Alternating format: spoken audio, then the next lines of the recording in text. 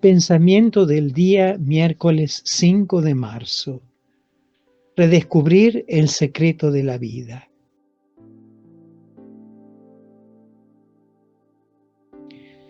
La Cuaresma, como sabemos, pide a todos los cristianos la conversión. Nos la pide también a nosotros. Pero ¿cuál es la conversión típica que nosotros hemos de estar siempre dispuestos a hacer, sobre todo en este tiempo de Cuaresma? Es el converger, orientarse hacia Dios. Es algo que hacemos concretamente y del modo más atinado cuando nos dirigimos al prójimo. Lo consideramos como nuestro camino específico que nos abre el acceso a Dios. Ustedes saben que a menudo hablamos del prójimo y del amor que le debemos. Sin embargo, cada vez que se nos ilumina este camino, nos resulta siempre nuevo. Es lo que me sucedió también hace unos días. Estaba haciendo meditación y he aquí, ante mis ojos, la página estupenda del juicio final. Jesús que vendrá a juzgarnos y nos dirá: tuve hambre y me diste de comer, tuve sed y me diste de beber. Mateo 25:35. Al leerlas, estas páginas me impactaron como si fuese la primera vez que las leía. Redescubría que Jesús, en el examen final, no me preguntaría esto o aquello que sin duda tendría que hacer, sino que se centraría en el amor al prójimo.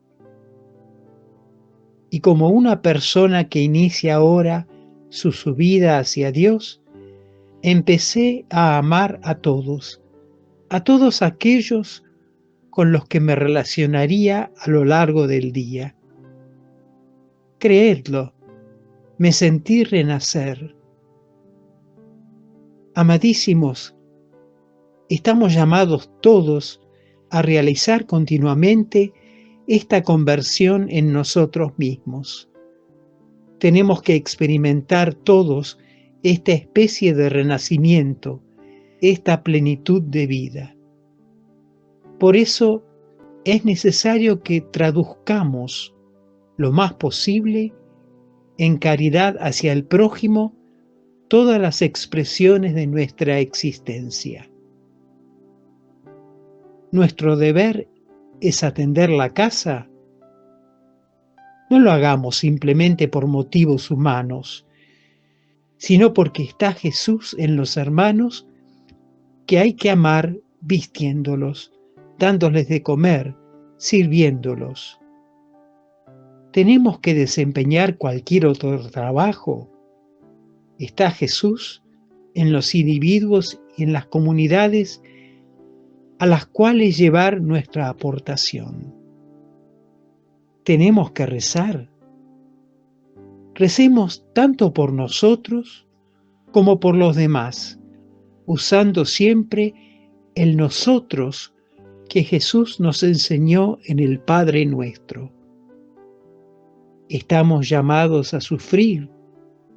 Ofrezcamos nuestro dolor por los hermanos. ¿Es voluntad de Dios tratar con alguien? Que siempre tengamos la intención de escuchar a Jesús en él, de aconsejarlo, de instruirlo, de consolarlo, en una palabra, de amar a Jesús. Tenemos que descansar, comer, distraernos. Demos a todos estos actos la intención de querer, con ellos, recuperar las fuerzas para servir mejor al hermano. En fin, hagamos cada cosa en función de hacernos santos. Pero por nuestro camino que es el del amor.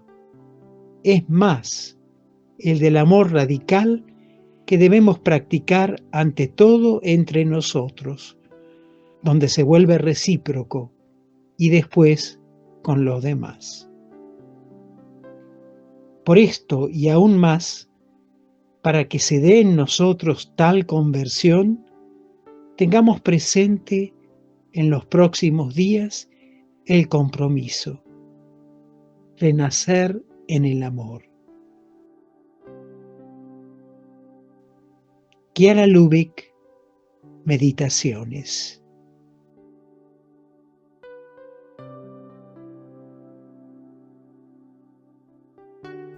Palabra de vida.